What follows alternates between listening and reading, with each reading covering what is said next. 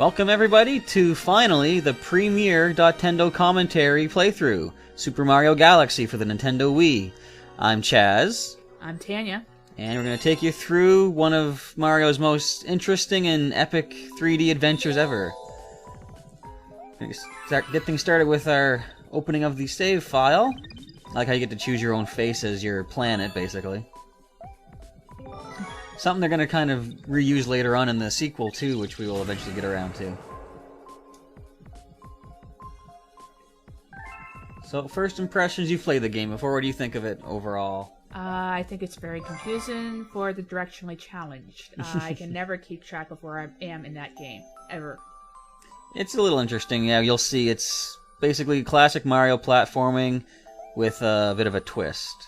And there's a nice backstory here, which I can let you read on your own.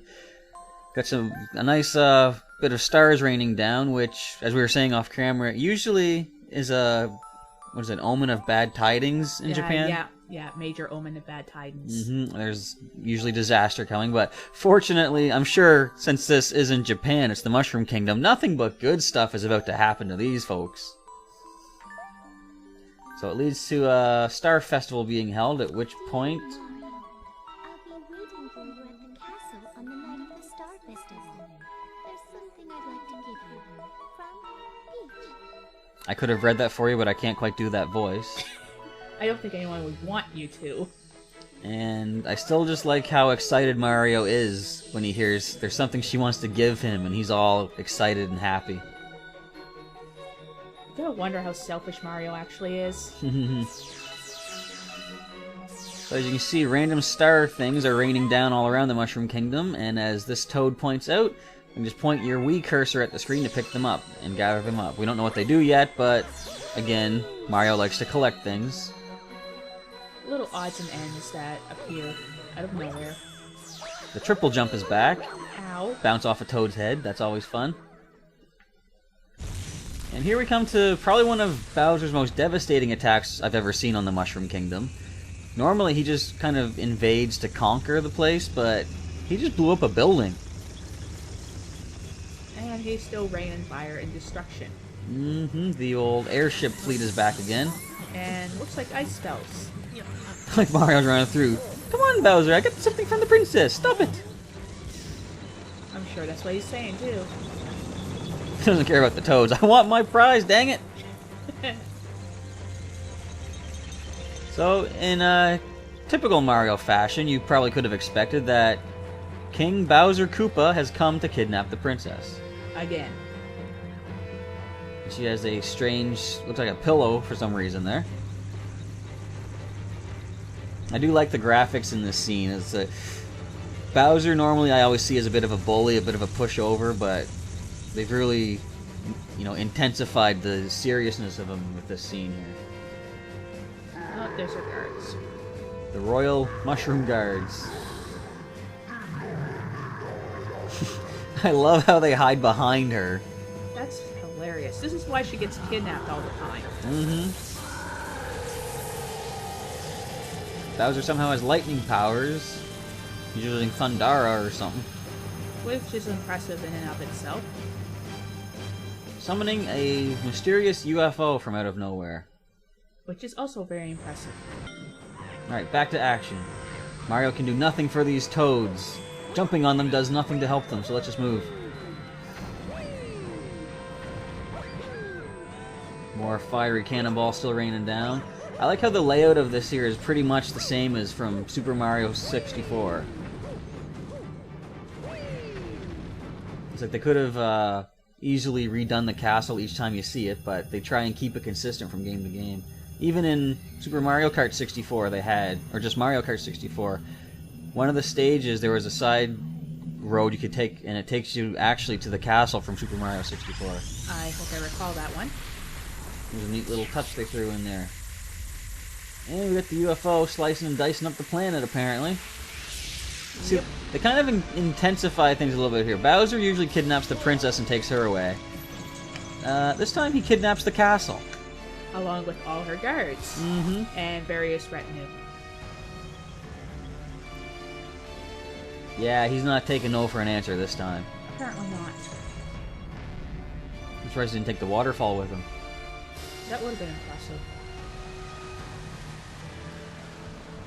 Nice slow scene here. I suppose lifting a castle wouldn't be a fast event to go through, though. No, probably not. Especially when you're lifting up some of the ground underneath it as well. Mm-hmm. Not much of it, of course, but some. So now we're getting into the question you were kind of pointing out of how can they breathe that high up, but... There seems to be a shield around the castle that I see now. Possibly. Either way, it's a Mario game. I don't think we have to question too much logic. Well, probably not. But look, air to scream. Mm-hmm. Mario seems to be out of breath. And here we are. Magic Koopa shows up to cause trouble once again. I don't know if he's actually supposed to be Kamek from Yoshi's Island or not. Everyone seems to think it is. I think it's just a regular, you know, Bowser has lots of Magic Koopas. Yeah, he has a few. So regardless of if it is Kamek or not, it kind of doesn't really matter. He has the same powers as any Magic Koopa, so consider him how you will. So as the castle warps away, we see a mysterious starshine fly out of there. Yep. What happened to Mario? He got blasted off into space. And he gets tapped on the head. He awakens in a... by a pillow. Mm-hmm. A living pillow. What kind of nightmare is he in? Stuck on a lonely planet in the middle of nowhere. The planet has a face. And now the pillow's turned into a bunny. Yeah, Mario had some bad lasagna the night before. Very bad lasagna. His dreams are all sorts of messed up. I like how the bunny informs you, jump with the A button. I've been playing games my whole life. I know the A button is the jump button. That's what my life is based around. So I got a nice little game of hide and seek. You gotta catch all three of these star bunnies to advance further. They're gonna hide in one of 3 different locations. First one I find them in, there's like a little grassy patch coming up right over here.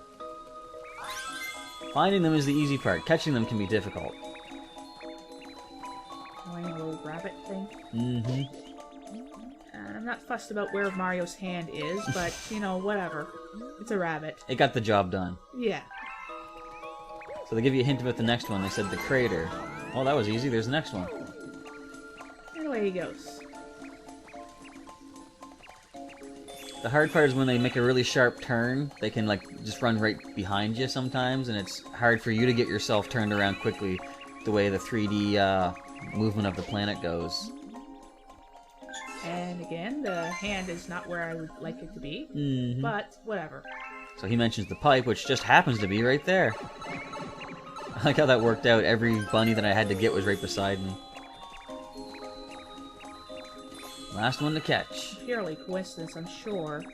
I think they do, you know, run randomly or whatever, but maybe they do sort of lead you over to it. That's a possibility. Either way, caught him in the little pool. That's just basically to get you familiarized with the 3D movement around the round planet. Not that it did look good for me, but... Hello, what's this now? A balcony has appeared. it's shiny. So now they're finally going to tell us where we're at. The gateway to the starry sky. Okay, good enough. They say Mama's waiting up above. Who could this Mama be? I could take the stairs, but you know what? Frig that. I'm Mario. Don't need no stinking stairs. So this is the mysterious Mama. And holy jeez, does she ever brighten up the screen? Literally. Yeah. My video recorder isn't the best in the world, so extreme light and extreme dark sometimes show up a little, Extreme. Yeah. Let's just bear with it. Doesn't happen too often. What's interesting, though, is this character here, her name is Rosalina, and except for the hair covering her right eye, she looks basically just like Princess Peach. I don't know if there's some connection supposed to be there or not, but regardless, she gave us our Luma, and it gives Mario spin power. And if she fades into nothingness, what, did she die, or... I'm sure we'll see her again. We get informed of Mario's new ability. Making use of the motion controls of the Wii, if you give it a simple little... give the remote a little shake, you can spin, you can destroy these crystals, you can also activate certain other things later on in the game. Like the launch star. You jump into it, spin the remote, and it sends you off to a predetermined destination. Such as this little planetoid over here. Mario is essentially canon fodder. Mm-hmm. So there is a launch star here, but it broke apart into what they call star chips. Gotta find all 5 of them, and you can create the star. This planet has a bit of a danger, though. As you can see, there's holes, and in the center of it is a black hole. Fall into that, and you lose a life. So long story short, that's not good. There's 2 types of Goombas in this. There's like this. That was a shorter one that we just saw. Then we get your classic ones a little bit later on. I don't know why there's a difference between them or not. Oh well. Basically, you just stomp them, they're dead anyway. There we go. The launch star is ready. Let's move, Mario. Oh! Ow! Yeah. Oh, brilliance. Meteor to the head. That's what I was looking for. I was looking forward to that today. Luckily, More Goombas. a coin can easily heal any damage you might have. Stomp the Goombas. We gotta find out what's going on here. We got a Luma that is sealed inside a cage, and one of the bad guys is gonna have a key.